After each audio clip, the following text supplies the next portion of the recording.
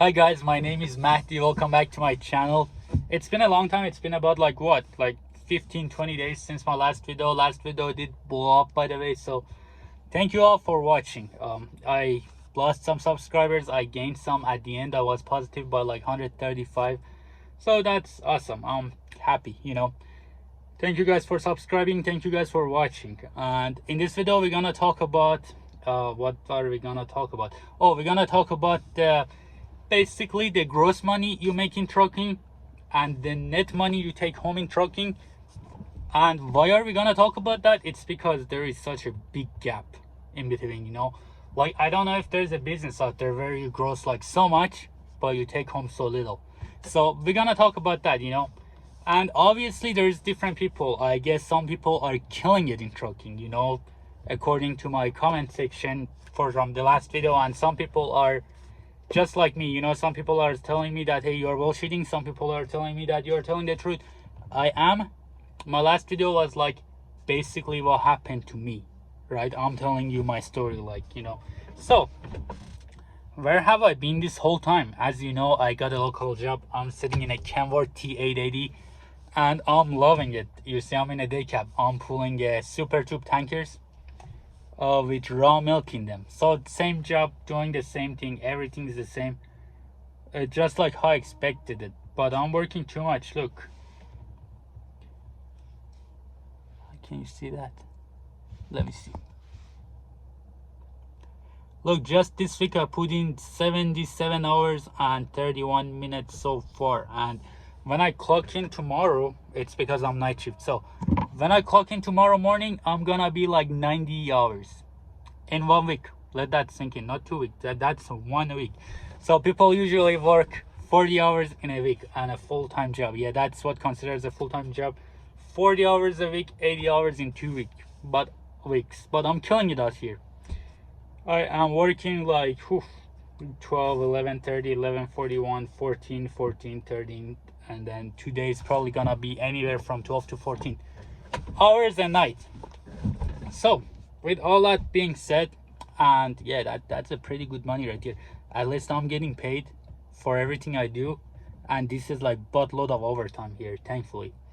Anyway, so let's talk about what are we gonna talk about? Let's talk about the money we grossed and the money we took home. And I know I look a lot different from last time too, huh? So let me find it right here. Okay, so I'm not gonna get into every details of it because that would take forever, and I'm not gonna give you all the numbers either because I'm just gonna give you like basically like what you should expect as owning your own truck, because everything cost a lot more than I expected it. So that's can do with the truck you got. Obviously maintenance, fuel plays a big game in that, right? And yeah, let's talk about it. So total income was $130,000 and $314. That's a lot of money, isn't it? $130,000. Keep in mind we are talking about 7 months. You're right, that sounds like a lot of money. But now let's take out the deductions. We're gonna talk about the very first thing before you even get your money is the factoring, right? For factoring, I paid 2.5%, and I only paid $3,257.85.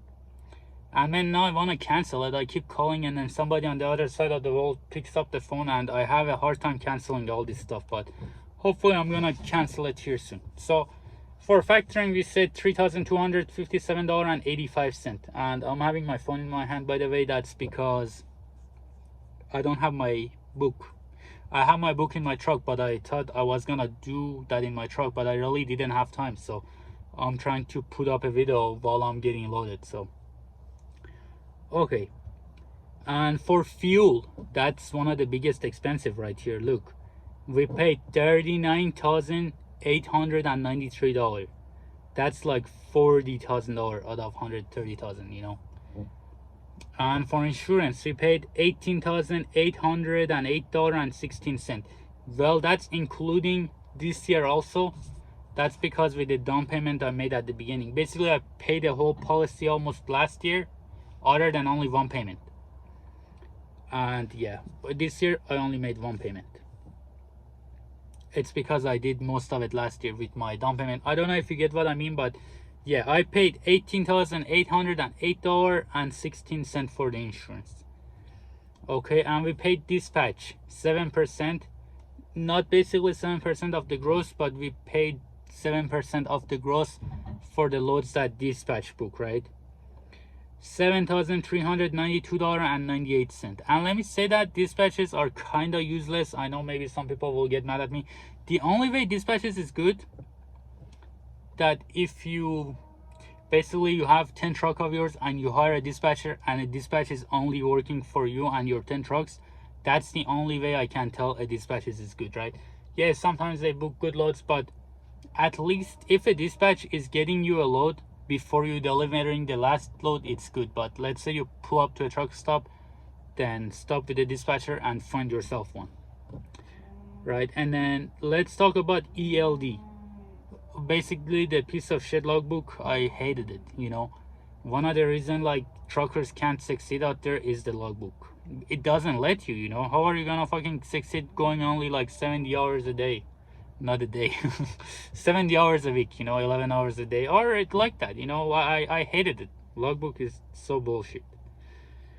Anyway, we got the logbook, and then we have a load board. I paid $378, and I'm basically going over the costs that almost everybody gonna have: load board, logbook, fuel, and insurance and stuff like that. And then what else? I paid IFTA for whole year 2024, basically the 7 months I operated in 2024, $474. I paid Oregon $168. I paid New Mexico $278. All of this comes with some cents, which I'm not gonna go into it really. I paid Kentucky $16, and that doesn't matter. That doesn't include everyone. Yeah, even just for Catskills, I paid $199.50 in 7 months. Pre-pass tolls, I paid $454. And for phone bills, I paid $1,487. Okay, I had to cut it off there because, as I said, I was actively working and getting loaded now. And I heard that you guys can hear the cars moving in the background, so that's the thing. But okay. And I had the maintenance and miscellaneous, without getting too much into it, which costs a lot of money, but it's gonna be different for everybody. Long story short, let's say the business grossed $130,000, and let's say I took home less than 50, and less than 50, more than 40, let's say, okay, in between. And you might think that's a good number, but I don't think that's a good number in 7 months, because it's I owned my truck and trailer. So yeah, that's not a good amount of money to make in 7 months, you know, considering that I literally can make more than 50K in 7 months working here, doing what I do right now. Yes, do I work like an animal? Yes, I do. But what are you gonna do? Like, guys, men are meant to work hard, right? That's my mindset, you know. So I'm not mad at working. I just feel like, okay, over here at the local job, I make more money than being OTR, owning my own truck. And obviously something in trucking is broken, right? Which I'm gonna make a video about that, and it's far beyond fixable. You know, some people say you don't know shit about trucking. Okay, let's say I don't know shit about trucking, but with my little knowledge that I have, man, trucking is destroyed. It's not even broken, it's like it's demolished, you know. And it's sad to see that, mostly like OTR trucking. That's what I'm talking. It's sad to see that, but it is what it is, man. At the end of the day, I wish you all good luck, you know, to people who have no choice but to keep running in that fucking shit market out there, you know. Thankfully, I was able to stop it. Did I mention I sold the trailer? I have the truck up for sale. I don't know if it's gonna get sold anytime soon, but it will eventually.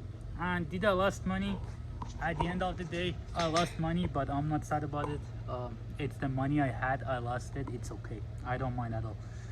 I'm mad about the time I lost with my family, you know, which I would suck being on the road, you know.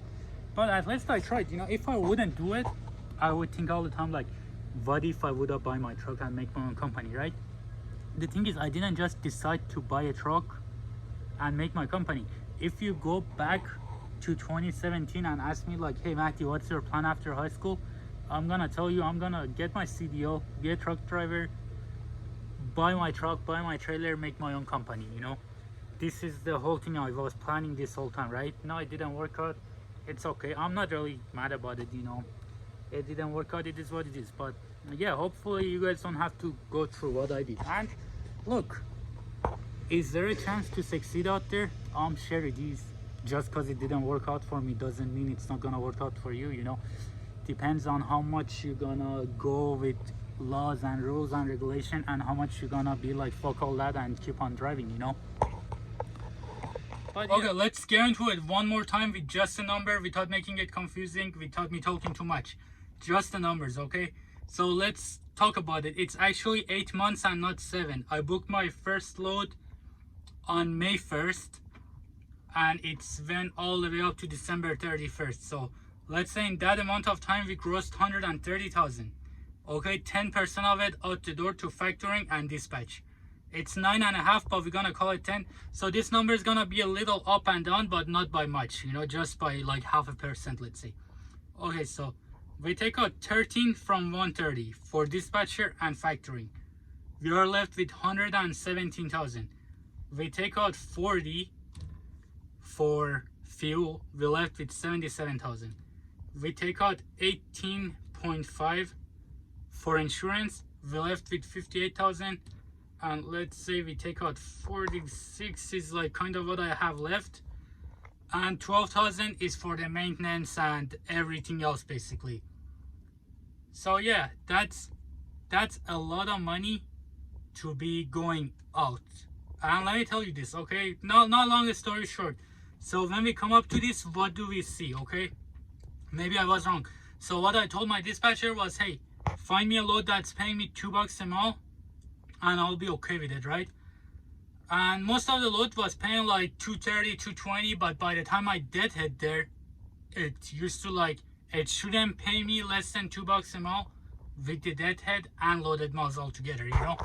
And that is when like most of the loads on the spot market, like, you guys not gonna believe me, if you don't have your own truck, if you don't know, get yourself a load board and check it out for yourself. Most of the loads out there doesn't even pay $2 a mile. You know, that's the fucked up part. And yes, sometimes I literally sit for days over not being too able to find a load that's paying like over $2 a mile, dude. Imagine like carrying a big ass semi truck for $2 a mile, dude. Like, that's fucking funny. I'm so happy I'm over with it. I'm done with it. And I'm probably never gonna get back into it again. Almost never. Even if they say, oh, trucking is so good, I'm out, you know, I'm out forever. But anyway, yeah.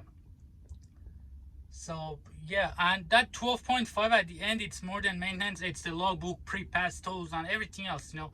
And for some people it can be more. I'm like glad that, okay, I had some maintenance, but my biggest maintenance was like switching out tires, you know. Not think about like, what if someone's turbo blows out? What if someone's like fucking hit something under the truck and they have to replace something big, you know. So yeah, with all that being said, it didn't work for me. I hope it does for you. And if you're doing good, keep doing it. And if you want to do it, don't listen to me. Go do what you want to do. Basically, that's what I would do, you know. Go try out for yourself, and you might be better, you might do better. Obviously, different markets, different places gonna be different, you know. But yeah, man, so I just wanted to make this story to say that, hey, if you're doing what I was doing, like $2 a month, and think about it, I owed my truck. No, I owned my truck. My truck and trailer didn't have no payment. And I'm gonna make it, like, a lot of people asking me, how did you buy that truck? Basically, without a payment, you know. I'm gonna make a video about how did I save money. It's a little backstory behind it, but I'll make one. And yeah, that's basically it. So let's see. Okay, so in conclusion, let's talk about that. It doesn't even make sense to run anymore, right? For me, I'm talking about me again. Because of what? Factoring costs so much. Diesel costs so much. Dispatcher costs so much. Like 7%, bro. What the fuck are you doing 7% shop rates are so high, insurance so high, like everything's so high. The rate stands right here and everything else stands right here, you know. So like almost I looked at it, you know, I was like, okay, look at it. I couldn't see a light at the end of the tunnel. It's because like, okay, look, if something hurts, it's better to let go, you know. And that's exactly what I thought. I was like, okay, like look at it. If I'm not being profitable out here, like what the fuck am I here for? Like I'm not doing this for favor, you know. It's just, and I can't be the only one out there. I'm sure there's a lot of people out there. Like go look at my last video's comment section. There's a lot of people who said the same thing. Like, yeah, it doesn't make any sense to run anymore. How are people still running? I don't know, you know. I don't know. They probably have contracted loads or anything like that. And even getting a contracted load, it's not easy, man. It's like people don't even want to listen to you, especially if you have one truck and one trailer. Like it's funny. It's a joke. Don't think that, oh, I'm gonna go get my truck, I'm gonna go make my contracts. Yeah, bullshit. It's not gonna happen unless you know someone, you know. But anyway, all right, that's it for the point of this video. I have to go back to work. See you guys later. Peace out.